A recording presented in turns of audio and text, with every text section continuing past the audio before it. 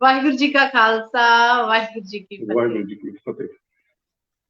एक बाणी चैनल देखने वाले सारे दर्शकों का प्यारा मनमीत और निੱਘਾ स्वागत करदी है। दर्शकों, डिस्ट्रिक्ट गुरुद्वारा प्रबंधक कमेटी ਦੀਆਂ ਚੋਣਾਂ ਜੰਮੂ ਤੇ ਕਸ਼ਮੀਰ ਦੇ ਵਿੱਚ ਤੇ ਗੱਲਬਾਤ ਦਾ ਸਿਲਸਿਲਾ ਸ਼ੁਰੂ ਕਰਨ ਤੋਂ ਪਹਿਲਾਂ ਮੈਂ ਇੱਕ ਸੁਨੇਹਾ ਦੇਣਾ ਜ਼ਰੂਰੀ ਸਮਝਦੀ ਹਾਂ ਕਿ ਜਿਵੇਂ ਕਿ ਚੋਣਾਂ ਆ ਰਹੀਆਂ ਨੇ, ਇਹਨਾਂ ਚੋਣਾਂ ਨੂੰ ਇੱਕ ਸੇਵਾਦਾਰ ਦੇ ਵਜੋਂ ਵੇਖਣਾ ਚਾਹੀਦਾ ਹੈ ਤੇ ਇਹਨਾਂ ਚੋਣਾਂ ਦੇ ਵਿੱਚ ਹਿੱਸਾ ਸੇਵਾ ਭਾਵ ਨਾਲ ਹੀ ਕੈਂਡੀਡੇਟਸ ਆ ਜਿਹੜੇ ਲੈਣ। ਇੱਕ ਬਾਣੀ ਚੈਨਲ ਦੇ ਵੱਲੋਂ ਇੱਕ ਜ਼ਰੂਰੀ ਬੇਨਤੀ ਹੀ ਹੈ, ਕਿਉਂਕਿ ਇਹ ਲਗਾਤਾਰ ਜਿਹੜੀਆਂ ਚੋਣਾਂ ਦਾ ਸਿਲਸਿਲਾ ਜਦੋਂ ਦੀ ਡੇਟ ਡਿਕਲੇਅਰ ਹੋਈ ਹੈ, ਤਰੀਕ ਆਈ ਹੈ, ਉਹਦੇ ਵਿੱਚ ਕਾਫੀ ਪ੍ਰਤੀਕਿਰਿਆਵਾਂ ਵੇਖਣ ਨੂੰ ਮਿਲ ਰਹੀਆਂ ਨੇ। ਪਰ ਇਹੀ ਜ਼ਰੂਰੀ ਬੇਨਤੀ ਤੁਹਾਡੇ ਨਾਲ ਸਾਂਝੀ ਕਰਾਂਗੇ ਕਿ ਆਪਸ ਦੇ ਵਿੱਚ ਕੁਝ ਇੱਕ ਦੂਜੇ ਦੇ ਲਈ ਇੰਨਾ ਵੀ ਭੇਦਭਾਵ, ਇੰਨੀ ਵੀ ਨਫ਼ਰਤ ਨਾ ਪੈਦਾ ਕਰ ਲਿਓ ਕਿ ਇੱਕ ਦੂਜੇ ਦੇ ਅਸੀਂ ਸਾਹਮਣੇ ਆਉਣਾ ਜਿਹੜਾ ਸਾਨੂੰ ਔਖਾ ਹੋ ਜਾਵੇ। ਤੇ ਡਿਸਟ੍ਰਿਕਟ ਗੁਰਦੁਆਰਾ ਪ੍ਰਬੰਧਕ ਕਮੇਟੀ ਦੀਆਂ ਚੋਣਾਂ ਦੇ ਉੱਪਰ ਅੱਜ ਖਾਸ ਗੱਲਬਾਤ, ਖਾਸ ਵਿਚਾਰ ਨੇ ਜਿਹੜੇ ਉਹ ਆਪਾਂ ਸਾਂਝੇ ਕਰਾਂਗੇ ਤੁਹਾਡੇ ਨਾਲ। ਸਰਦਾਰ ਮੰਗਤ ਸਿੰਘ ਜੀ ਜੁਗਨੂ, ਜਿਹੜੇ ਪੰਜਾਬੀ ਸਾਹਿਤ ਦੇ ਲੇਖਕ ਨੇ ਤੇ ਕਸ਼ਮੀਰ ਤੋਂ ਖਾਸ ਤੌਰ ਤੇ ਸਾਡੇ ਨਾਲ ਇਸ ਵਿਸ਼ੇ ਦੇ ਉੱਤੇ ਗੱਲ ਕਰਨ ਦੇ ਲਈ ਜੁੜੇ ਹੋਏ ਨੇ। ਸਭ ਤੋਂ ਪਹਿਲਾਂ ਮੈਂ ਸਰਦਾਰ ਮੰਗਤ ਸਿੰਘ ਜੀ ਜੁਗਨੂ ਹੋਣਾ ਦਾ ਬਹੁਤ-ਬਹੁਤ ਸਵਾਗਤ ਕਰਦੀ ਇੱਕ ਬਾਣੀ ਚੈਨਲ ਦੇ ਉੱਤੇ। ਜੀ ਬਹੁਤ-ਬਹੁਤ ਸਵਾਗਤ ਹੈ ਤੁਹਾਡਾ। ਵਾਹਿਗੁਰੂ ਜੀ ਕਾ ਖਾਲਸਾ ਵਾਹਿਗੁਰੂ ਜੀ ਕੀ ਫਤਿਹ। ਜੀ ਬਹੁਤ-ਬਹੁਤ ਧੰਨਵਾਦ ਤੁਹਾਡਾ, ਕਿਉਂਕਿ ਵੀਰ ਜੀ ਬਹੁਤ ਹੀ ਜ਼ਰੂਰੀ ਵਿਸ਼ਾ ਹੈ, ਬਹੁਤ ਜ਼ਰੂਰੀ ਮੁੱਦਾ ਹੈ ਇਸ ਸਮੇਂ ਸਾਡੀ ਸਿੱਖ ਕੌਮ ਦੇ ਲਈ, ਤੇ ਜਿਹਦੇ ਵਿੱਚ ਸਾਨੂੰ ਹਰ ਇੱਕ ਗੱਲ, ਹਰ ਇੱਕ ਸ਼ਬਦ ਤੇ ਹਰ ਇੱਕ ਜਿਹੜਾ ਸਟੈਪ ਹੈ ਬੜਾ ਸੋਚ ਸਮਝ ਕੇ ਜਿਹੜਾ ਲੈਣਾ ਪਵੇਗਾ ਆਉਣ ਵਾਲੇ ਦਿਨਾਂ ਦੇ ਵਿੱਚ। ਸਭ ਤੋਂ ਪਹਿਲਾਂ ਜਿਵੇਂ ਡਿਸਟ੍ਰਿਕਟ ਗੁਰਦੁਆਰਾ ਪ੍ਰਬੰਧਕ ਕਮੇਟੀ ਦੀਆਂ ਚੋਣਾਂ ਦਾ ਜਿਹੜਾ ਹੁਣ ਬਿਗੁਲ ਵੱਜ ਗਿਆ, ਐਲਾਨ ਹੋ ਗਿਆ, ਤੇ ਤੁਸੀਂ ਕਿਵੇਂ ਵੇਖਦੇ ਹੋ ਕਿ ਗੁਰਦੁਆਰਾ ਪ੍ਰਬੰਧਨ ਦੀਆਂ ਚੋਣਾਂ ਦੇ ਜਿਹੜਾ ਗੁਰਦੁਆਰਾ ਪ੍ਰਬੰਧਨ ਦਾ ਜਿਹੜਾ ਐਕਟ ਹੈ ਉਹਦੀ ਜ਼ਰੂਰਤ ਕਿਉਂ ਮਹਿਸੂਸ ਹੋਈ, ਕਿਉਂ ਇਹ ਐਕਟ ਬਣਨਾ ਜਿਹੜਾ ਜ਼ਰੂਰੀ ਹੋਇਆ? ਜੋ ਗੁਰਦੁਆਰਾ ਐਕਟ ਕਿਉਂ ਲਾਗੂ ਹੋਇਆ, ਇਸ ਦੇ ਕੀ ਕਾਰਨ ਨੇ? ਜਿਵੇਂ ਗੁਰੂ ਗੋਬਿੰਦ ਸਿੰਘ ਮਹਾਰਾਜ ਜੀ ਦੇ ਜੋਤੀ ਸਮਾਉਣ ਤੋਂ ਬਾਅਦ ਜਦੋਂ ਜਿਹੜਾ 100 ਸਾਲ ਦਾ ਸਮਾਂ ਸੀ ਤੇ ਤਕਰੀਬਨ 1800 ਤੱਕ ਵੱਡਾ ਕੁੱਲੂਕਾਰਾ, ਛੋਟਾ ਕੁੱਲੂਕਾਰਾ, ਜਦੋਂ ਸਿੰਘਾਂ ਦੀਆਂ ਸਿਰਾਂ ਦੇ ਮੁੱਲ ਪਏ, ਸਿੰਘ ਜੰਗਲਾਂ ਵਿੱਚ ਚਲੇ ਗਏ ਜਾਂ ਦੂਰ ਦਰਾਡੇ ਹਾਕਮ ਨਜ਼ਰਾਂ ਤੋਂ ਦੂਰ ਰਹਿੰਦੇ ਸਨ, ਪਰ ਜਜ਼ਬਾ, ਪਿਆਰ, ਧਰਮ ਪ੍ਰਤੀ ਜਿਹੜਾ ਚਾਅ ਸੀ ਉਹ ਸਿੱਖਾਂ ਦੇ ਵਿੱਚ ਘਟਿਆ ਨਹੀਂ। ਬੇਸ਼ੱਕ ਜ਼ੁਲਮ, ਤਸ਼ੱਦਦ ਬਹੁਤ ਜ਼ਿਆਦਾ ਹੋ ਰਿਹਾ ਸੀ। ਉਸ ਸਮੇਂ ਜਿਹੜੇ ਗੁਰੂ ਘਰ ਸਨ ਉਹ ਮਸੰਦਾਂ ਕੋਲ, ਨਿਰਮਲਿਆਂ ਕੋਲ, ਉਦਾਸੀ ਜਿਹੜੀ ਸੰਪਰਦਾ ਸੀ ਉਹਨਾਂ ਦੇ ਕੋਲ ਚਲੇ ਗਏ। ਭਾਵ ਕਿ ਗੁਰਦੁਆਰਿਆਂ ਤੇ ਜਿਹੜਾ ਕਬਜ਼ਾ ਹੈ ਉਹ ਉਹਨਾਂ ਲੋਕਾਂ ਦਾ ਹੋ ਗਿਆ ਜਿਨ੍ਹਾਂ ਦਾ ਗੁਰਮੁਖ ਦੇ ਨਾਲ ਦੂਰ ਦੂਰ ਤੱਕ ਦਾ ਵੀ ਵਾਸਤਾ ਨਹੀਂ ਸੀ। ਕਿਉਂਕਿ ਜਿਹੜੀ ਮਸੰਦ ਪ੍ਰਥਾ ਨੂੰ ਗੁਰੂ ਰਾਮਦਾਸ ਜੀ ਨੇ ਚਲਾਇਆ ਸੀ ਸਿੱਖ ਧਰਮ ਦੇ ਪ੍ਰਚਾਰ ਲਈ, ਤੇ ਜਦੋਂ 10ਵੇਂ ਪਿਤਾ ਨੇ ਵੇਖਿਆ ਕਿ ਮਸੰਦ ਜਿਹੜੀ ਪ੍ਰਥਾ ਹੈ ਇਹਨਾਂ ਦੇ ਕਿਰਦਾਰ ਦੇ ਵਿੱਚ ਨਿਗਾਰ ਆ ਰਿਹਾ ਹੈ, ਹੁਣ ਉਸ ਸੇਵਾ ਭਾਵਨਾ ਨਾਲ ਸੇਵਾ ਨਹੀਂ ਕਰ ਰਹੇ, ਉਹ ਵੀ ਗੁਰੂ ਘਰ ਦੀ ਗੋਲਕ ਦਾ ਦੁਰ ਉਪਯੋਗ ਕਰ ਰਹੇ ਸਨ। ਸੋ ਗੁਰੂ ਮਹਾਰਾਜ ਨੇ, ਗੁਰੂ ਗੋਬਿੰਦ ਸਿੰਘ ਮਹਾਰਾਜ ਨੇ, ਜਿਵੇਂ ਸਾਖੀ ਆਪ ਜਾਣਦੇ ਹੋ, ਉਸ ਮਸੰਦ ਪ੍ਰਥਾ ਨੂੰ ਖਤਮ ਕੀਤਾ ਤੇ ਗੁਰੂ ਮਹਾਰਾਜ ਦਾ ਹੁਕਮ ਸੀ ਕਿ ਅਸੀਂ ਗੁਰੂ ਘਰ ਵਿੱਚ ਜਿਹੜਾ ਲੋੜੀਂਦਾ ਸੇਵਾ ਵਗੈਰਾ ਹੈ ਸੰਗਤ ਆਪ ਮਿਲ ਕੇ ਕਰੇ। ਗੁਰੂ ਘਰ ਦੇ ਪ੍ਰਚਾਰਕ ਭਾਈ ਸਾਹਿਬ ਨੂੰ, ਗ੍ਰੰਥੀ ਸਿੰਘ ਨੂੰ ਜਾਂ ਕੀਰਤਨੀ ਸਿੰਘ ਨੂੰ, ਉਹਨਾਂ ਦਿਨਾਂ ਵਿੱਚ ਕੀਰਤਨ ਦੇ ਤਾਂ ਰਿਵਾਜ ਨਹੀਂ ਸੀ, ਹਾਲੇ ਦੇ ਸ਼ਬਦਾਂ ਦਾ ਕੀਰਤਨ ਵਗੈਰਾ ਸੰਗਤ ਮਿਲ ਕੇ ਕਰਦੀ ਸੀ। ਕੇਵਲ ਭਾਈ ਸਾਹਿਬ ਜਾਂ ਹੋਰ ਸੇਵਾਦਾਰ ਗੁਰਦੁਆਰਿਆਂ ਵਿੱਚ ਹੁੰਦੇ ਸਨ, ਉਹਨਾਂ ਦੇ ਰੱਖ ਰਖਾਵ ਲਈ ਸੰਗਤ ਆਪ ਸੇਵਾ ਕਰੇ ਤੇ ਕੋਈ ਪ੍ਰਬੰਧਕੀ ਢਾਂਚਾ ਨਹੀਂ ਸੀ ਹੁੰਦਾ। ਪਰ ਜਦੋਂ ਮੁਗਲ ਰਾਜ ਨੇ ਬਹੁਤ ਜ਼ਿਆਦਾ ਸਖਤੀ ਸਿੱਖਾਂ ਤੇ ਕੀਤੀ, ਸਿੱਖਾਂ ਦੇ ਸਿਰਾਂ ਦੇ ਮੁੱਲ ਪੈ ਗਏ, ਉਸ ਵਕਤ ਬਦਕਿਸਮਤੀ ਨਾਲ ਜਦੋਂ ਗੁਰਦੁਆਰੇ ਸਾਡੇ ਮਸਤਾਨਾਂ ਕੋਲ ਚਲੇ ਗਏ, ਉਸ ਤੋਂ ਬਾਅਦ ਜਦੋਂ ਸਿੱਖ ਰਾਜ ਕਾਇਮ ਹੋਇਆ ਤੇ ਸਿੱਖ ਰਾਜ ਵਿੱਚ ਗੁਰੂ ਘਰਾਂ ਦੇ ਨਿਜ਼ਾਮ ਨੂੰ ਠੀਕ ਕਰਨ ਦੀ ਕੋਸ਼ਿਸ਼ ਕੀਤੀ ਗਈ। ਫਿਰ ਵੀ ਕੁਝ ਹੱਦ ਤੱਕ ਮਸੰਦਾਂ ਦੇ ਕੋਲ ਹੀ ਗੁਰਦੁਆਰੇ ਰਹੇ। ਸੋ ਇਹਨਾਂ ਗੁਰਦੁਆਰਿਆਂ ਨੂੰ ਵਾਪਸ ਗੁਰਸਿੱਖਾਂ ਦੇ ਹੱਥਾਂ ਦੀ ਸੇਵਾ ਵਿੱਚ ਲੈਣ ਲਈ ਸਮੇਂ-ਸਮੇਂ ਮੋਰਚੇ ਲੱਗੇ, ਘੁਲੂਘਾਰੇ ਹੋਏ। ਚਾਬੀਆਂ ਦਾ ਮੋਰਚਾ, ਨਨਕਾਣੇ ਸਾਹਿਬ ਦਾ ਮੋਰਚਾ, ਗੁਰੂ ਕੇ ਬਾਗ ਦਾ ਮੋਰਚਾ, ਜਿਸ ਵਿੱਚ ਸਿੰਘਾਂ ਨੂੰ ਆਪਣੇ ਹੀ ਗੁਰਦੁਆਰੇ ਜਿਹੜੇ ਸਿੱਖ ਧਰਮ ਦੇ ਪ੍ਰਚਾਰ ਦੇ ਸੋਮੇ ਕੇਂਦਰ, ਨਾਮ ਰਸ ਦੇ ਸਮੁੰਦਰ ਸਨ, ਉਹਨਾਂ ਨੂੰ ਵਾਪਸ ਲੈਣ ਲਈ ਸਿੱਖਾਂ ਨੂੰ ਬੇਹੱਦ ਕੁਰਬਾਨੀਆਂ ਦੇਣੀਆਂ। ਭਾਵ ਆਪਣੇ ਘਰ ਨੂੰ, ਆਪਣੇ ਗੁਰਦੁਆਰਿਆਂ ਨੂੰ, ਆਪਣੀਆਂ ਧਰਮਸ਼ਾਲਾਵਾਂ ਨੂੰ, ਜਿਨ੍ਹਾਂ ਦੇ ਨਾਲ ਸਿੱਖ ਆਸਥਾ, ਸਿੱਖ ਵਿਚਾਰਧਾਰਾ ਜੁੜੀ ਹੋਈ ਸੀ, ਸਿੱਖ ਜਦੋਂ ਜਦ ਚਲੀ ਤੇ ਉਹ ਗੁਰੂ ਘਰ ਵਾਪਸ ਲੈ ਗਏ। ਜਿਸ ਵਿੱਚ ਸਿੰਘ ਸਭਾ ਲਹਿਰ ਆਈ, ਜਾਂ ਬੱਬਰ ਕਾਲੀ ਲਹਿਰ ਆਈ, ਜਾਂ ਖਾਲਸਾ ਦਰਬਾਰ ਲਹਿਰ ਨੇ ਕੰਮ ਕੀਤਾ। ਕਾਫੀ ਲਹਿਰਾਂ ਆਈਆਂ ਜਿਨ੍ਹਾਂ ਨੇ ਵੱਖ-ਵੱਖ ਢੰਗ ਦੇ ਨਾਲ, ਜਿਨ੍ਹਾਂ ਦਾ ਮੁੱਦਾ, ਮਕਸਦ ਤੇ ਮਨੋਰਥ ਕੇਵਲ ਇੱਕੋ ਸੀ ਕਿ ਸਿੱਖ ਗੁਰੂ ਧਾਮਾਂ ਦੀ ਜਿਹੜੀ ਸੇਵਾ ਹੈ ਇਹ ਗੁਰਸਿੱਖਾਂ ਦੇ ਹੱਥਾਂ ਵਿੱਚ ਆ ਜਾਏ ਤੇ ਹਰ ਗੁਰਦੁਆਰੇ ਵਿੱਚ ਜਿਹੜੀ ਹੈ ਗੁਰਮਰਿਆਦਾ, ਜਿਹਨੂੰ ਅਸੀਂ ਰਹਿਤ ਮਰਿਆਦਾ ਕਹਿੰਦੇ ਹਾਂ, ਜਾਂ ਸਿੱਖ ਮਰਿਆਦਾ ਜਿਹੜੀ ਹੈ, ਭਾਵ ਗੁਰੂ ਸਾਹਿਬਾਂ ਨੇ ਜਿਹੜੀ ਜੀਵਨ ਜਾਚ ਸਿੰਘਾਂ ਨੂੰ ਦੱਸੀ ਸੀ, ਉਹ ਜੀਵਨ ਜਾਚ ਜਿਹੜੀ ਹੈ ਉਹ ਸਿੰਘਾਂ ਦੇ ਕਿਰਦਾਰ ਦਾ ਹਿੱਸਾ ਬਣ ਜਾਏ। ਸੋ ਇਸ ਗੱਲ ਨੂੰ ਮੱਦਨਜ਼ਰ ਰੱਖ ਕੇ ਕੁਰਬਾਨੀਆਂ ਹੋਈਆਂ, ਜਦੋਂ ਜਦ ਹੋਏ, ਘੁਲੂਘਾਰੇ ਹੋਏ। ਫਿਰ ਉਸ ਤੋਂ ਬਾਅਦ ਅੰਗਰੇਜ਼ ਦਾ ਰਾਜ ਆ ਗਿਆ ਸੀ ਹਿੰਦੁਸਤਾਨ ਤੇ ਅੰਗਰੇਜ਼ ਸਿੱਖਾਂ ਨੂੰ ਆਪਣੇ ਲਈ ਸਭ ਤੋਂ ਵੱਡਾ ਖਤਰਾ ਸਮਝਦੇ ਸਨ। 1925 ਦੇ ਵਿੱਚ ਗੁਰਦੁਆਰਾ ਐਕਟ ਜਿਹੜਾ ਹੈ ਉਹ ਜੁਲਾਈ ਦੇ ਵਿੱਚ ਮਹੀਨੇ ਵਿੱਚ ਪਾਸ ਹੋਇਆ ਤੇ ਉਹਨੂੰ ਜਿਹੜਾ ਪੰਜਾਬ ਦਾ ਗੈਜ਼ਟ ਹੈ ਉਹਦੇ ਵਿੱਚ ਅਗਸਤ ਦੇ ਮਹੀਨੇ ਵਿੱਚ ਸ਼ਾਮਲ ਕੀਤਾ ਗਿਆ। ਭਾਵ ਗੁਰਦੁਆਰੇ ਦੀਆਂ ਚੋਣਾਂ ਜਾਂ ਉਸ ਵਕਤ ਕਿਸ ਢੰਗ ਨਾਲ ਉਹਨਾਂ ਨੇ ਬਿਲਕੁਲ ਇਲੈਕਸ਼ਨ ਨਹੀਂ ਕੀਤੀ, ਸਿਲੈਕਸ਼ਨ ਕਰਕੇ ਸਿੰਘਾਂ ਨੂੰ ਗੁਰੂ ਘਰਾਂ ਵਿੱਚ ਭੇਜਣ ਦੀ ਕੋਸ਼ਿਸ਼ ਕੀਤੀ ਗਈ। ਤੇ ਅੰਗਰੇਜ਼ਾਂ ਨੇ ਕਿਹਾ ਹੈ ਸਿੱਖ ਗੁਰਧਾਮਾਂ ਦੀ ਐਡਮਿਨਿਸਟ੍ਰੇਸ਼ਨ ਨੂੰ ਵੇਖ ਕੇ, ਸਿੱਖ ਗੁਰਧਾਮਾਂ ਦੇ ਨਜ਼ਮ ਨੂੰ ਵੇਖ ਕੇ, ਕਿ ਸਿੱਖ ਗੁਰਦੁਆਰਿਆਂ ਦਾ ਜਿਹੜਾ ਨਿਜ਼ਾਮ ਹੈ ਇੱਕ ਸਟੇਟ ਹੈ ਵਿਦਨ ਸਟੇਟ, ਇੱਕ ਹੋਰ ਸਰਕਾਰ ਦੇ ਅੰਦਰ। ਸੋ ਬੜੇ ਸ਼ਰਧਾ ਭਾਵਨਾ ਦੇ ਨਾਲ ਉਸ ਵਕਤ ਜਿਨ੍ਹਾਂ ਗੁਰਸਿੱਖਾਂ ਨੇ ਜਿਹੜੇ ਨੇਕਾਂ ਹੀ ਘਾਲਣਾ ਘਾਲੀਆਂ, ਜਿਹੜੇ ਬਿਲਕੁਲ ਕਿਰਦਾਰ ਪੱਖੋਂ ਜਿਨ੍ਹਾਂ ਨੇ ਸਿੱਖੀ ਕਮਾਈ ਹੋਈ ਸੀ, ਉਹਨਾਂ ਦੀਆਂ ਬੜੀਆਂ ਘਾਲਣਾ ਸਨ। ਯਾਨੀ ਦਿਤ ਸਿੰਘ ਜੀ, ਕਰਮ ਸਿੰਘ ਹਿਸਟੋਰੀਅਨ, ਹੋਰ ਬਹੁਤ ਸਾਰੇ ਸਿੱਖ, ਸਰ ਖੜਕ ਸਿੰਘ ਜੀ, ਬਹੁਤ ਸਾਰੇ ਸਿੱਖ ਸਨ ਜਿਨ੍ਹਾਂ ਨੇ ਕੁਰਬਾਨੀਆਂ ਦਿੱਤੀਆਂ ਤੇ ਕਿਸੇ ਨਾ ਕਿਸੇ ਢੰਗ ਵਿੱਚ ਸਿੱਖ ਧਰਮ ਦੇ ਜਿਹੜੇ ਕੇਂਦਰ ਸਨ ਉਹਨਾਂ ਤੇ ਸਿੱਖਾਂ ਜਿਹੜੇ ਗੁਰਸਿੱਖ ਸਨ ਉਹ ਉਹਨਾਂ ਦੀ ਸੇਵਾ ਸੰਭਾਲ ਦਾ ਕੰਮ ਕਰਦੇ ਸਨ। ਆਸਤੇ ਆਸਤਿਆਂ ਪੈਸਿਆਂ ਦਾ ਜਿਹੜਾ ਹੈ ਨਾ, ਗੋਲਕਾਂ ਵਗੈਰਾ ਜਿਨ੍ਹਾਂ ਦੀ ਗੁਰੂ ਦਸਮ ਪਿਤਾ ਨੇ ਮਨਾਹੀ ਕੀਤੀ ਸੀ, ਉਹਨਾਂ ਦਾ ਨਿਜ਼ਾਮ, ਉਹਨਾਂ ਦਾ ਚਲਨ ਗੁਰੂ ਘਰਾਂ ਵਿੱਚ ਚੱਲਣਾ ਸ਼ੁਰੂ ਹੋ ਗਿਆ। ਤੇ ਜਦੋਂ ਗੋਲਕਾਂ ਆਈਆਂ ਤੇ ਫਿਰ ਸਾਡੇ ਪ੍ਰਧਾਨ, ਸਕੱਤਰ, ਕੈਸ਼ਰ, ਇਹੋ ਜਿਹੇ ਕਿਰਦਾਰ ਜਿਹੜੇ ਨੇ ਇਹ ਬਿਲਕੁਲ ਆ ਗਏ। ਗੁਰੂ ਘਰ ਵੀ ਤੇ ਸਾਰੇ ਸੇਵਾਦਾਰ ਹੀ ਨੇ, ਕੋਈ ਪ੍ਰਧਾਨ ਨਹੀਂ ਹੋ ਸਕਦਾ, ਕੋਈ ਸਕੱਤਰ ਨਹੀਂ ਹੋ ਸਕਦਾ।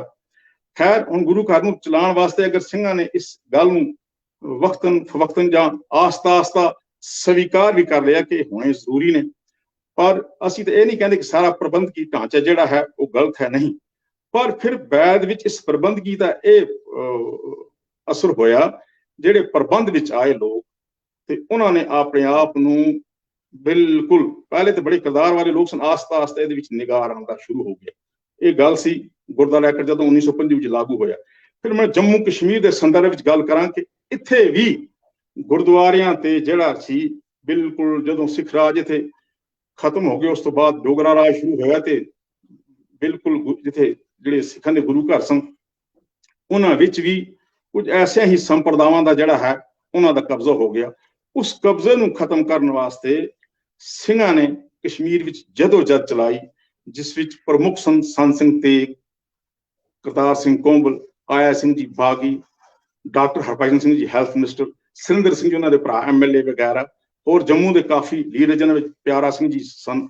ਉਹਨਾਂ ਨੇ ਕਾਫੀਆਂ ਕੋਸ਼ਿਸ਼ਾਂ ਕੀਤੀਆਂ ਤੇ ਉਸ ਦੇ ਬਾਅਦ ਜਾ ਕੇ 1973 ਦੇ ਵਿੱਚ ਜਿਹੜਾ ਹੈ ਇਹ ਗੁਰਦੁਆਰਾ ਐਕਟ ਜਿਹੜਾ ਹੈ ਇਹ ਪਾਸ ਹੋਇਆ ਤੇ ਇਸ ਨੂੰ ਅਪ੍ਰੈਲ ਵਿੱਚ ਪਾਸ ਕੀਤਾ ਗਿਆ ਤੇ ਫਿਰ ਜਾ ਕੇ ਇਹਨੂੰ ਇੰਪਲੀਮੈਂਟ ਕੀਤਾ ਗਿਆ। ਤੇ ਉਸ ਤੋਂ ਬਾਅਦ ਜਿਹੜੀ ਹੈ ਪਹਿਲੀ ਇਲੈਕਸ਼ਨ ਗੁਰਦੁਆਰਾ ਐਕਟ ਦੀ 1973 ਵਿੱਚ ਇੱਥੇ ਹੋਈ।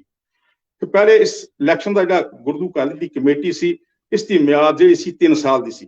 ਫਿਰ 73 ਵਿੱਚ ਹੋਈ, ਫਿਰ 76 ਵਿੱਚ ਹੋਈ, ਫਿਰ 79 ਵਿੱਚ ਹੋਈ, ਫਿਰ 82 ਵਿੱਚ। 82 ਤੋਂ ਬਾਅਦ ਇਹ ਤਕਰੀਬਨ ਜਾ ਕੇ ਫਿਰ 97 ਵਿੱਚ ਇਲੈਕਸ਼ਨ ਹੋਈ।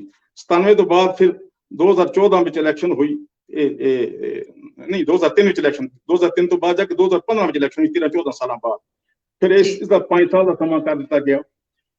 ਠੀਕ ਹੈ, ਪਰ ਗੁਰੂ ਘਰਾਂ ਦੇ ਵਿੱਚ ਜਿੱਥੇ ਤੱਕ ਮੈਂ ਵੇਖਦਾ ਹਾਂ, ਕਿਉਂਕਿ ਬਾਕੀ ਧਰਮਾਂ ਦੇ ਵਿੱਚ ਜਿਹੜਾ ਹੈ ਇਲੈਕਸ਼ਨ ਨਹੀਂ ਹੁੰਦੀ। ਕ੍ਰਿਸਚਨ ਧਰਮ ਹੋਵੇ, ਮੁਸਲਿਮ ਧਰਮ ਹੋਵੇ ਜਾਂ ਹਿੰਦੂ ਮਤ ਹੋਵੇ, ਉੱਥੇ ਸਿਲੈਕਸ਼ਨ ਹੁੰਦੀ ਹੈ। ਜੇ ਕਿਸ ਢੰਗ ਨਾਲ ਹੁੰਦੀ ਹੈ ਤੇ ਉੱਥੇ ਬਿਲਕੁਲ ਠੀਕ ਢੰਗ ਨਾਲ ਉਹਨਾਂ ਦਾ ਰੋਲੇ ਰੱਪੇ ਨਹੀਂ ਪੈਂਦੇ।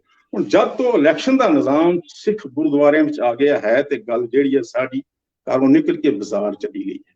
ਪਹਿਲੇ ਸਮਾਂ ਸੀ ਕਿ ਗੁਰੂ ਘਰ ਵਿੱਚ ਆ ਕੇ ਸਿੰਘ ਜਾਂ ਲੋੜਵੰਦ ਲੋਕ ਆਪਣੇ ਫੈਸਲੇ ਕਰਦੇ ਸਨ ਤੇ ਉਹ ਗੁਰੂ ਦੇ ਹਰ ਹੁਕਮ ਨੂੰ ਮੰਨਦੇ ਸਨ ਤੇ ਹਰ ਹੁਕਮ ਨੂੰ ਸੁਣ ਕੇ ਪ੍ਰਵਾਨ ਕਰਦੇ ਸਨ। ਸੰਗਤੀ ਰੂਪ ਵਿੱਚ ਫੈਸਲੇ ਕੀਤੇ ਜਾਂਦੇ ਸਨ। ਹੁਣ ਅਸੀਂ ਰੋਜ਼ ਮੱਥਾ ਟੇਕਦੇ ਹਾਂ, ਗੁਰੂ ਦੇ ਸਾਹਮਣੇ ਆ ਕੇ ਨਾਟਕ ਚਾਟਕ ਕਰਦੇ ਹਾਂ, ਪਰ ਗੁਰੂ ਦੀ ਗੱਲ ਨਹੀਂ ਮੰਨਦੇ, ਗੁਰੂ ਨੂੰ ਆਪਣਾ ਉਸ ਢੰਗ ਨਾਲ ਗੁਰੂ ਨਹੀਂ ਮੰਨਦੇ। ਹੁਣ ਗੁਰੂਆਂ ਦੀਆਂ ਸਾਡੇ ਗੁਰਦੁਆਰਿਆਂ ਦੇ ਜਿਹੜੇ ਫੈਸਲੇ ਨੇ ਬਿਲਕੁਲ ਆਪਸੀ ਸਿਆਸੀ ਰਸਾਕਸ਼ੀ ਕਾਰਨ ਕਈਆਂ ਅਦਾਲਤਾਂ ਵਿੱਚ, ਚਾਹੇ ਵਿਦੇਸ਼ ਹੋਣ ਚਾਹੇ ਦੇਸ਼ ਹੋਣ, ਚੱਲ ਰਹੇ ਨੇ। ਸੋ ਇਹਨਾਂ ਦਾ ਜਿਹੜਾ ਗੁਰਦੁਆਰਾ ਐਕਟ ਜਿਸ ਮੁੱਦਾ ਤੇ ਮਕਸਦ ਨੂੰ ਲੈ ਕੇ ਇਹਨੂੰ ਲਾਗੂ ਕੀਤਾ ਗਿਆ ਸੀ ਕਿ ਜਿਹੜਾ ਕਸ਼ਮੀਰ ਵਿੱਚ, ਜੰਮੂ ਵਿੱਚ ਜਿੱਥੇ ਜਿੱਥੇ ਸੀ ਬਹੁਬਲੀ ਜਿਹੜੇ ਮਸਲ ਪਾਵਰ ਵਾਲੇ ਲੋਕ ਸਨ ਜਾਂ ਜਿਨ੍ਹਾਂ ਦਾ ਸਿਆਸੀ ਅਸਰ ਰਸੂਖ ਸੀ ਤੇ ਉਹਨਾਂ ਦਾ ਕਬਜ਼ਾ ਗੁਰੂ ਘਰਾਂ ਤੇ ਸੀ, ਉਹਨਾਂ ਤੋਂ ਜਦੋਂ ਆਜ਼ਾਦ ਕੀਤਾ ਗਿਆ ਗੁਰਦੁਆਰਿਆਂ ਨੂੰ, ਫਿਰ ਇੱਥੇ ਇਲੈਕਸ਼ਨ ਜਦੋਂ ਹੋਈ 1973 ਵਿੱਚ, ਉਸ ਤੋਂ ਬਾਅਦ ਕੁਝ ਹੱਦ ਸਮੇਂ ਤੱਕ ਇਹ ਠੀਕ ਚੱਲਿਆ ਸਭ ਕੁਝ। ਲੇਕਿਨ ਆਸਤਾ ਨਗਾ, ਕਿਉਂਕਿ ਪਹਿਲੇ ਜ਼ਰੂਰੀ ਸੀ, ਗੁਰਦੁਆਰਾ ਐਕਟ ਵਿੱਚ ਲਿਖਿਆ ਹੋਇਆ ਹੈ ਕਿ ਗੁਰੂ ਘਰ ਦਾ ਮੈਂਬਰ ਜਿਹੜਾ ਹੈ ਉਹ ਬੰਦਾ ਹੋਵੇ, ਉਹ ਵਿਅਕਤੀ ਹੋਵੇ ਜਿਹੜਾ ਅੰਮ੍ਰਿਤਧਾਰੀ ਹੋਵੇ, ਪਤਿਤ ਨਾ ਹੋਵੇ, ਜਿਸ ਨੂੰ ਆਪਣੇ ਧਰਮ ਦਾ ਗਿਆਨ ਹੋਵੇ, ਬੇਸਿਕ ਗਿਆਨ, ਜਿਹੜਾ ਆਪਣੀ ਮਾਂ ਬੋਲੀ ਬੋਲਣੀ ਜਾਣਦਾ ਹੋਵੇ। ਅੱਜ ਕੱਲ੍ਹ ਸਿਤਮ ਜ਼ਰੀਫੀ ਇਤਨੀ ਹੈ ਕਿ ਸਾਡੇ ਗੁਰਦੁਆਰੇ ਸਾਹਿਬਾਂ ਦੇ ਵਿੱਚ ਜਿਹੜਾ ਵੀ ਹਿਸਾਬ ਕਿਤਾਬ ਹੈ ਉਹ ਸਾਰਾ ਅੰਗਰੇਜ਼ੀ ਵਿੱਚ ਹੋ ਰਿਹਾ ਤੇ ਪੰਜਾਬੀ ਵਿੱਚ ਨਹੀਂ ਹੋ ਰਿਹਾ। ਇਸ ਕਰਕੇ ਨਹੀਂ ਹੋ ਰਿਹਾ ਕਿ ਸਾਡੇ ਜਿਹੜੇ ਬਹੁਤ ਜ਼ਿਆਦਾ ਪ੍ਰਬੰਧਕ ਨੇ ਉਹਨਾਂ ਨੂੰ ਪੰਜਾਬੀ ਪੜ੍ਹਨੀ ਨਹੀਂ ਆਉਂਦੀ, ਪੰਜਾਬੀ ਲਿਖਣੀ ਨਹੀਂ ਆਉਂਦੀ। ਸੋ ਇਹ ਸਾਡੀ ਤਰਾਸਦੀ ਹੈ ਕਿ ਗੁਰੂ ਘਰਾਂ ਦੇ ਵਿੱਚ ਜਿਹੜਾ ਹਿਸਾਬ ਕਿਤਾਬ ਹੋ ਜੀ ਤੇ ਸੋ ਜੀ ਜਿਸ ਤਰ੍ਹਾਂ ਦੇ ਨਾਲ ਹੁਣ ਤੁਸੀਂ ਇੱਥੇ ਗੱਲ ਕੀਤੀ ਹੈ ਕਿ ਗੁਰਦੁਆਰਾ ਐਕਟ ਜਿਹੜਾ ਉਹ ਕਿਉਂ ਬਣਿਆ, ਹਨਾ, ਕਿਉਂ ਹੋਂਦ ਦੇ ਵਿੱਚ ਆਇਆ ਗੁਰਦੁਆਰਾ ਪ੍ਰਬੰਧਨ ਐਕਟ। ਤੇ ਹੁਣ ਦੂਸਰਾ ਮੇਰਾ ਸਵਾਲ ਇਹੀ ਰਹੇਗਾ ਕਿ ਤੁਸੀਂ ਕਿਵੇਂ ਵੇਖਦੇ ਹੋ ਕਿ ਜੇਕਰ ਇਸ ਪ੍ਰਬੰਧਨ ਚੋਣਾਂ ਦੇ ਵਿੱਚ ਕੋਈ ਉਮੀਦਵਾਰ ਚੁਣਿਆ ਜਾਂਦਾ ਜਾਂ ਮੈਂਬਰ ਚੁਣਿਆ ਜਾਂਦਾ ਜਾਂ ਹਿੱਸਾ ਲੈ ਰਿਹਾ, ਕਿਸ ਤਰ੍ਹਾਂ ਦੇ ਮੈਂਬਰ ਜਾਂ ਉਮੀਦਵਾਰ ਦੀ ਚੋਣ ਹੈ ਜਿਹੜੀ ਹੋਣੀ ਚਾਹੀਦੀ ਹੈ? ਮੈਡਮ ਜੀ, ਤੁਸੀਂ ਬੜਾ ਸੋਹਣਾ ਸਵਾਲ ਕੀਤਾ ਹੈ। ਹਰ ਬੰਦੇ ਨੂੰ ਸ਼ੌਕ ਹੁੰਦਾ ਕਿ ਮੈਂ ਗੁਰੂ ਘਰ ਜਾ ਕੇ ਸੇਵਾ ਕਰਾਂ, ਸ਼ੌਕ ਸੀ, ਭਾਵਨਾ ਸੀ। ਪਰ ਹੁਣ ਸਿਆਸੀ ਬਾਲਾਦਸਤੀ ਸਾਡੇ ਗੁਰੂ ਘਰਾਂ ਦੇ ਨਿਜ਼ਾਮ ਤੇ ਹਾਵੀ ਹੋ ਚੁੱਕੀ ਹੈ। ਹਾਂਜੀ, ਪਹਿਲੇ ਇੱਥੇ ਲੋਕ ਲਹਿਰ ਵੰਜੋਂ ਇੱਕ ਪੰਥਕ ਪਾਰਟੀ ਦਾ ਗਠਨ ਹੋਇਆ ਸੀ ਜਾਂ ਅਕਾਲੀ ਦਲ ਹੁੰਦਾ ਸੀ ਤੇ ਉਹਨਾਂ ਦੇ ਵਿੱਚ ਬੜੇ ਸੋਹਣੇ ਸੋਹਣੇ ਬਿਲਕੁਲ ਸਿੱਖੀ ਦੀ ਕਮਾਈ ਜਿਹਨਾਂ ਲੋਕਾਂ ਨੇ ਕੀਤੀ ਹੋਈ ਸੀ, ਉਹ ਲੋਕ ਆਉਂਦੇ ਸਨ ਗੁਰੂ ਘਰ ਦੀ ਸੇਵਾ ਕਰਨ ਵਾਸਤੇ ਤੇ ਉਹਨਾਂ ਦਾ ਆਦਰ ਸਤਿਕਾਰ ਵੀ ਬਾਹਰ ਹੁੰਦਾ ਸੀ। ਤੇ ਅੱਜ ਵੀ ਜਿਹੜਾ ਐਕਟ ਦੇ ਵਿੱਚ ਲਿਖਿਆ ਹੋਇਆ ਹੈ ਕਿ ਇੱਕ ਗੁਰਸਿੱਖ ਹੋਵੇ, ਪਤਿਤ ਨਾ ਹੋਵੇ। ਪਤਿਤ ਤੋਂ ਭਾਵ ਇਹ ਨਹੀਂ ਕਿ ਉਸਨੇ ਕੇਸਾਂ ਦੀ ਬੇਅਦਬੀ ਕੀਤੀ ਹੈ। ਪਤਿਤ ਤੋਂ ਭਾਵ ਉਹ ਹੈ ਜਿਸਨੇ ਅੰਮ੍ਰਿਤ ਛਕਿਆ ਹੀ ਨਹੀਂ, ਜਿਸਨੇ ਗੁਰੂ ਦੇ ਹੁਕਮ ਨੂੰ ਮੰਨਿਆ ਨਹੀਂ, ਜਿਸਨੇ ਸਿੱਖੀ ਦੇ ਵਿੱਚ ਦਾਖਲਾ ਹੀ ਨਹੀਂ ਲਿਆ। ਅੱਜ ਕੱਲ੍ਹ ਸਾਡੇ ਲੋਕ ਕਹਿੰਦੇ ਨੇ ਮੈਂ ਪ੍ਰਧਾਨ ਹੀ ਬਣਾ, ਸਕੱਤਰੀ ਬਣਾ, ਗੁਰਦੁਆਰੇ ਦਾ ਮੈਂਬਰ ਹੀ ਬਣਾ, ਚੇਅਰਮੈਨ ਹੀ ਬਣਾ, ਪਰ ਅੰਮ੍ਰਿਤ ਨਾ ਛਕਾਂ। ਅੰਮ੍ਰਿਤ ਛਕੇ ਗੁਰਦੁਆਰੇ ਸਾਹਿਬ ਦਾ ਭਾਈ ਸਾਹਿਬ, ਗੁਰਦੁਆਰੇ ਸਾਹਿਬ ਦਾ ਕੀਰਤਨੀ, ਗੁਰਦੁਆਰੇ ਸਾਹਿਬ ਦਾ ਸੇਵਾਦਾਰ, ਇਹ ਅੰਮ੍ਰਿਤ ਛਕੇ, ਪਰ ਪ੍ਰਬੰਧਕ ਅੰਮ੍ਰਿਤ ਨਾ ਛਕੇ। ਪ੍ਰਬੰਧਕ ਵੀ ਪ੍ਰਚਾਰਕ ਸ਼੍ਰੇਣੀ ਵਿੱਚ ਆਉਂਦੇ ਨੇ। ਪ੍ਰਬੰਧਕਾਂ ਦੇ ਜੀਵਨ ਦਾ, ਕਿਰਦਾਰ ਦਾ ਇੰਪੈਕਟ ਸਾਡੀਆਂ ਆਉਣ ਵਾਲੀਆਂ ਨੌਜਵਾਨ ਨਸਲਾਂ ਤੇ ਪੈਂਦਾ ਹੈ। ਨੌਜਵਾਨ ਸਾਨੂੰ ਸਵਾਲ ਕਰਦੇ ਨੇ, ਕਹਿੰਦੇ ਨੇ ਜਦ ਗੁਰੂ ਘਰ ਦਾ ਪ੍ਰਬੰਧਕ ਜਿਹੜਾ ਹੈ ਉਹ ਅੰਮ੍ਰਿਤਧਾਰੀ ਨਹੀਂ ਹੈ, ਉਸਨੇ ਸਿੱਖੀ ਦੀ ਕਮਾਈ ਕੀਤੀ ਹੋਈ ਨਹੀਂ ਹੈ, ਉਹ ਨਿਤਨੇਮ ਸਵੇਰੇ ਨਹੀਂ ਕਰਦਾ, ਉਹ ਅੰਮ੍ਰਿਤ ਵੇਲੇ ਦੀ ਸੰਭਾਲ ਨਹੀਂ ਕਰਦਾ, ਜਿਹੜੇ ਸਿੱਖੀ ਦੇ ਬੁਨਿਆਦੀ ਗੁਣ ਨੇ, ਅਸੂਲ ਨੇ, ਉਹ ਇਹ ਗੱਲਾਂ ਨਹੀਂ ਕਰਦਾ, ਮੈਂ ਕਿਉਂ ਕਰਾਂ? ਉਹ ਗੁਰੂ ਘਰ ਵਿੱਚ ਸੇਵਾ ਕਰਦਾ ਤੇ ਫਿਰ ਜਦੋਂ ਸੇਵਾ ਕਰਦਾ ਮੈਂ ਵੀ ਜਾ ਕੇ ਕੁਝ ਨਾ ਕੁਝ ਕਰ ਸਕਦਾ। ਤੇ ਫਿਰ ਇਸ ਤਰ੍ਹਾਂ ਜਿਹੜੇ ਇਸ ਢੰਗ ਦੇ ਜਿਹੜੇ ਪ੍ਰਬੰਧਕ ਗੁਰੂ ਘਰਾਂ ਵਿੱਚ ਆ ਜਾਂਦੇ ਨੇ, ਉਹਨਾਂ ਦੇ ਮਨਾਂ ਦੇ ਵਿੱਚ ਕੇਵਲ ਤੇ ਕੇਵਲ ਇਹ ਲਾਲਸਾ ਹੁੰਦੀ ਹੈ ਕਿ ਕਿਸੇ ਤਰੀਕੇ ਦੇ ਨਾਲ ਮੈਂ ਗੁਰੂ ਘਰ ਨੂੰ ਜਾਂ ਗੁਰੂ ਘਰ ਦੀ ਚੌਧਰਾਹਟ ਨੂੰ ਪੌੜੀ बढ़ा ਕੇ ਆਪਣਾ ਸਿਆਸੀ ਅਸਰ ਰਸੂਖ ਕਾਇਮ ਕਰਾਂ ਤੇ ਉਹ ਸਵਾਦ ਮਹਿਸੂਸ ਕਰਦੇ ਨੇ ਜਦੋਂ ਉਹਨਾਂ ਨੂੰ ਕੋਈ ਪ੍ਰਧਾਨ ਸਾਹਿਬ ਕਹਿੰਦਾ ਜਾਂ ਸਕੱਤਰ ਸਾਹਿਬ ਕਹਿੰਦਾ। ਸੋ ਇਹ ਸਾਡੀ ਤਰਾਸਦੀ ਹੈ ਕਿ ਘੱਟ ਤੋਂ ਘੱਟ ਜਿਹੜਾ ਗੁਰੂ ਘਰ ਦਾ ਮੈਂਬਰ ਹੋਵੇ ਉਹ ਅੰਮ੍ਰਿਤਧਾਰੀ ਤੇ ਹੋਵੇ, ਉਹਨੂੰ ਪੰਜਾਬੀ ਜ਼ਬਾਨ ਤੇ ਆਉਂਦੀ ਹੋਵੇ, ਉਸ ਨੂੰ ਸਿੱਖ ਧਰਮ ਦੇ ਜਿਹੜੇ ਬੁਨਿਆਦੀ ਅਸੂਲ ਨੇ ਉਹਨਾਂ ਦਾ ਗਿਆਨ ਤੇ ਹੋਵੇ, ਉਹ ਕਿਤੇ ਸਿੱਖ ਧਰਮ ਦੀ ਵਿਚਾਰਧਾਰਾ ਨੂੰ ਕਿਸੇ ਦੂਸਰੇ ਧਰਮ ਦੇ ਵਿੱਚ ਜਾ ਕੇ ਰੱਖੇ। ਕਿਉਂਕਿ ਸਰਕਾਰਾਂ ਵੀ ਵੇਖਦੀਆਂ ਨੇ, ਹੁਣ ਸਰਕਾਰਾਂ ਵੀ ਬੜੀ ਇਨਸਾਫ ਹੋ ਗਈਆਂ, ਉਹਨਾਂ ਵੇਖ ਲਿਆ ਕਿ ਇਹ ਸਿੱਖ ਧਰਮ ਦੇ ਵਿੱਚ ਜਿਹੜੀ ਇਲੈਕਸ਼ਨ ਵਗੈਰਾ ਹੋਈਆਂ ਨੇ ਇਹਨਾਂ ਨੂੰ ਕਿਸੇ ਪਾਸੇ ਲਗਾ ਕੇ ਰੱਖੋ। ਭਾਵ ਮੇਰੇ ਕਹਿਣ ਦਾ ਮਤਲਬ ਇਹ ਹੈ ਕਿ ਅੱਜ ਕੱਲ ਪੰਜਾਬ ਦੇ ਵਿੱਚ ਇੱਕ ਸਭ ਤੋਂ ਵੱਡੀ ਚਰਚ ਬਣ ਰਹੀ ਹੈ ਜਿਹੜਾ ਲਮਹਾ ਫਿਕਰੀ ਹੈ ਸਾਡੇ। ਇਸ ਦਾ ਦੋਸ਼ ਪੰਜਾਬ ਦੀ ਆਮ ਜਨਤਾ ਨੂੰ, ਸੰਗਤ ਨੂੰ ਨਹੀਂ ਦਿੰਦੇ। ਇਸ ਦਾ ਦੋਸ਼ ਇਹ ਹੈ ਕਿ ਸਾਡੀ ਜਿਹੜੀ ਉੱਥੇ ਪ੍ਰਬੰਧਕ ਢਾਂਚਾ ਹੈ ਉਹ ਬੜਾ ਕਮਜ਼ੋਰ ਹੈ। ਉਹ ਕੇਵਲ ਤੇ ਕੇਵਲ ਉਹਨਾਂ ਦਾ ਜਿਹੜਾ ਬਿਲਕੁਲ ਜਿਹੜਾ ਮਨੋਰਥ ਹੈ ਉਹ ਕੇਵਲ ਗੁਰੂ ਘਰ ਦੀਆਂ ਗੋਲਕਾਂ ਤੇ ਹੀ ਕਬਜ਼ਾ ਹੈ, ਸਿੱਖਾਂ ਦੇ ਮਨਾਂ ਤੇ ਕਬਜ਼ਾ ਨਹੀਂ। ਜਦੋਂ ਪੰਜਾਬ ਦੇ ਕਿਸੇ ਬੰਦੇ ਦੇ ਨਾਲ, ਪੰਜਾਬ ਸਾਡਾ ਤੁਰਾ ਹੈ, ਸਾਡਾ ਪੇਕਾ ਹੈ, ਜਦੋਂ ਪੰਜਾਬ ਦੇ ਵਿੱਚ ਹਾਲਾਤ ਠੀਕ ਹੁੰਦੇ ਨੇ, ਪੰਜਾਬ ਦੇ ਵਿੱਚ ਸਿੱਖੀ ਪ੍ਰਫੁੱਲਤ ਹੁੰਦੀ ਸੀ, ਜਿਵੇਂ ਇੱਕ ਧੀ ਆਪਣੇ ਪੇਕੇ ਤੇ ਨਾਜ਼ ਕਰਦੀ ਹੈ, ਇੰਜ ਸਾਨੂੰ ਵੀ ਪੰਜਾਬ ਦੇ ਸਿੱਖਾਂ ਦੀ ਰਹਿਣੀ ਬਹਿਣੀ ਤੇ ਨਾਜ਼ ਹੈ।